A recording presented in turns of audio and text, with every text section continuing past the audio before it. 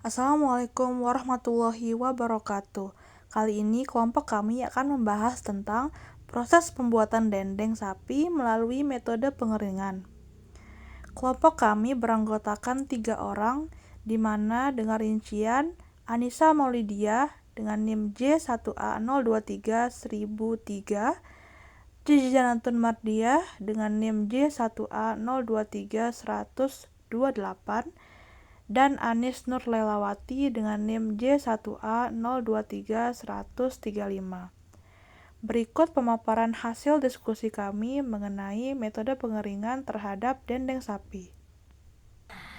Bahan pangan hewani merupakan salah satu bahan yang bersifat mudah mengalami kerusakan, baik perubahan fisik, kimia, organoleptik, dan biologi. Semakin lama daging sapi dibiarkan pada suhu ruang, maka akan semakin banyak bakteri yang akan tumbuh. Hal ini disebabkan oleh aktivitas mikroorganisme yang nantinya akan mengakibatkan pembusukan. Dendeng merupakan lembaran daging sapi yang telah dibumbui dengan garam dan bumbu lainnya. Cara untuk memperpanjang umur simpan dendeng sapi ini dapat dilakukan dengan melalui metode pengeringan. Metode pengeringan ini adalah proses perpindahan massa untuk menghilangkan kelembapan dari produk makanan tersebut. Pada praktiknya, proses pengeringan terdiri dari 2 tahapan, yaitu pengeringan media pengering dan proses pengeringan bahan tersebut. Penyiapan media panas dapat dilakukan melalui pemanasan udara dengan menggunakan sumber panas, baik alam maupun buatan. Sumber panas dari alam dapat berupa sinar matahari dan panas bumi. Kemudian buatan dapat berupa listrik, pembakaran kayu, arang, sekam padi, batu bara, gas alam, dan lainnya. Kemudian, media panas yang telah dipanaskan tersebut selanjutnya digunakan untuk menguapkan air dari bahan dengan memanfaatkan panas sensibel atau panas untuk memindahkan suhu tanpa mengubah fase, dan panas laten yaitu panas untuk mengubah fase atau menguapkan air. Jika dilihat secara mikroskopis, maka selama proses pengeringan terdapat fenomena perpindahan panas dan massa yang terjadi secara simultan, di mana simultan yaitu perpindahan panas dari media pengering ke bahan dan perpindahan massa air dari bahan ke media pengering. Kemudian, faktor-faktor yang dapat mempengaruhi laju pengeringan ada 4. Yang pertama, kadar air, nilai pH, susut masak, dan organoleptik. Kadar air dalam suatu bahan dapat mempengaruhi kualitas dan daya simpan produk olahan makanan. Kadar air yang tinggi dapat dengan mudah mempengaruhi pertumbuhan mikroorganisme. Kadar air yang tinggi dapat mempercepat tingkat kerusakan bahan pangan. Kemudian, nilai pH. Nilai pH dapat ditentukan dengan menggunakan alat yang bernama pH meter, di mana pH meter ini perlu dikalibrasi terlebih dahulu dengan larutan buffer pH 4 dan pH 7. Kemudian, alat ini dicelupkan pada sampel yang akan diuji. Kemudian yang ketiga, ada susut masak. Pengujian susut masak dapat dilakukan dengan cara menyiapkan sampel daging seberat 10 gram dan dibungkus menggunakan plastik polietilen, yang mana nanti ini akan dipanaskan pada alat waterbed pada suhu 80 derajat Celcius selama 1 jam. Kemudian setelahnya didinginkan dan ditimbang. Kemudian yang keempat, ada organoleptik. Organoleptik ini digunakan untuk mengetahui tingkat kesukaan konsumen, dilakukan dengan uji hedonik atau uji kesukaan. Parameter yang diuji meliputi aroma, tekstur, warna, dan rasa. Khusus pada daging yang masih mentah tidak ada uji rasa. Untuk jenis-jenis pengeringan dibagi menjadi 2, yaitu pengeringan alami dan pengeringan buatan.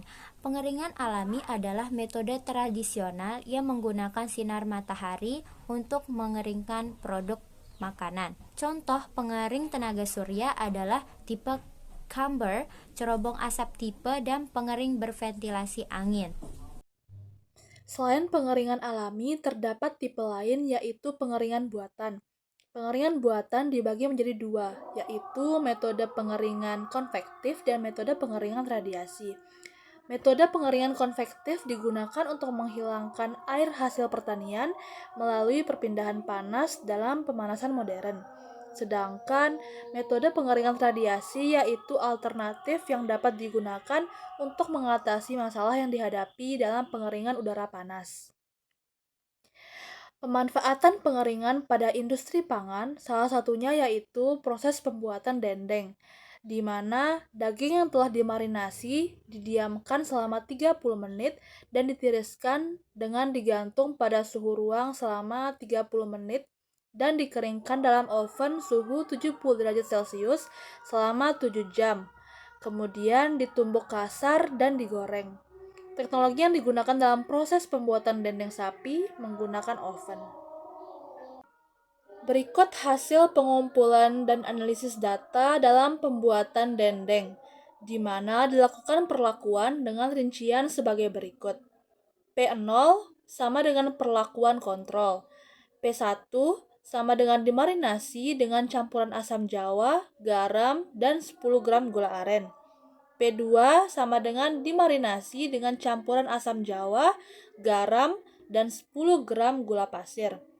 P3 sama dengan dimarinasi dengan campuran asam jawa, garam, dan 10 gram gula aren dan gula pasir, di mana masing-masing gula ditakar sebanyak 5 gram. Notasi dengan huruf yang berbeda pada baris yang sama, di mana P kurang dari 0,05. Berikut rumus perhitungan energi yang dibutuhkan pada proses pengeringan.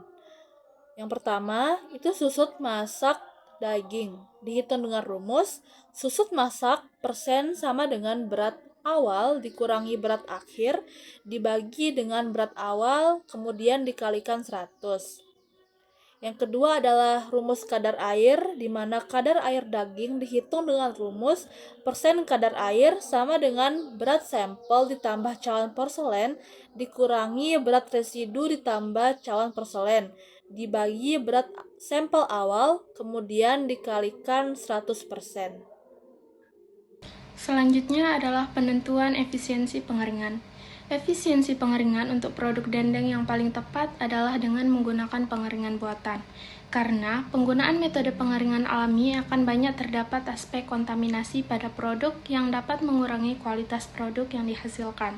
Berikutnya adalah analisis kualitas produk setelah pengeringan. Yang pertama adalah nilai susut. Susut masak pada penelitian dendeng daging sapi memiliki nilai susut masak yang rendah. Hal ini diduga disebabkan adanya proses pengeringan. Namun, nilai susut masak dendeng daging sapi pada perlakuan P0 lebih tinggi daripada P1, P2, dan P3. Hasil penelitian ini diduga ada kaitannya antara susut masak dengan pH, di mana nilai pada pH dendeng daging sapi pada perlakuan P0 lebih tinggi dibandingkan P1, P2, dan P3. Yang kedua adalah nilai pH.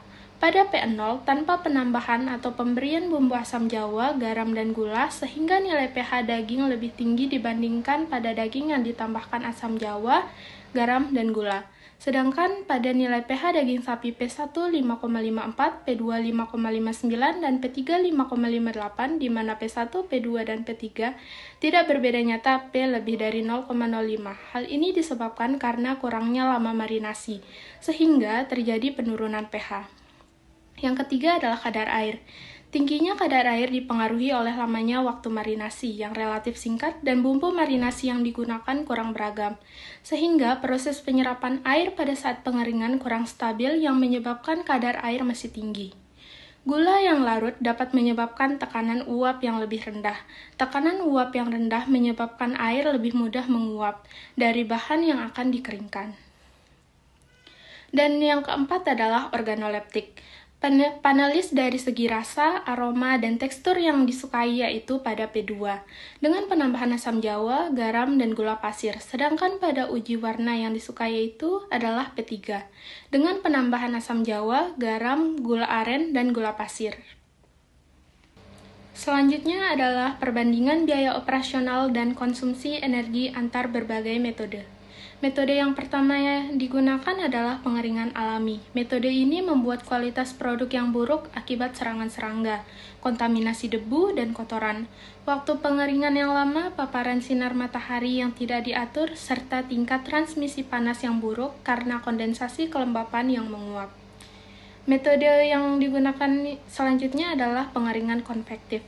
Metode ini melibatkan penggunaan udara panas untuk mentransfer panas ke produk makanan dan menghilangkan kelembapan secara efektif pada produk makanan. Dan metode terakhir adalah pengeringan dengan radiasi. Metode ini sangat sensitif terhadap panas. Komponen makanan akan hilang akibat waktu pengeringan yang lama dan suhu pengeringan udara panas yang tinggi. Dan yang terakhir adalah bagian penutup. Pengeringan berpengaruh terhadap susut dendeng daging sapi. Nilai pH dendeng daging sapi, kadar air dendeng sapi, dan organoleptik yang termasuk rasa, tekstur, dan warna daging sapi. Proses pengeringan membuat kadar air pada daging sapi menjadi menurun, sehingga menghasilkan tekstur yang keras dan alot. Penurunan massa daging sapi pada pembuatan dendeng disebabkan proses pengeringan. Nilai pH daging sapi pada proses pembuatan dendeng dapat berpengaruh baik ketika ditambahkan bumbu ataupun tidak. Bumbu yang ditambahkan akan mempengaruhi nilai pH, di mana semakin basa sifatnya, maka nilai pH tersebut akan meningkat. Sedangkan semakin asam sifatnya, maka nilai pH akan menurun. Sekian hasil presentasi dari kelompok kami, kurang lebihnya mohon maaf. Wassalamualaikum warahmatullahi wabarakatuh.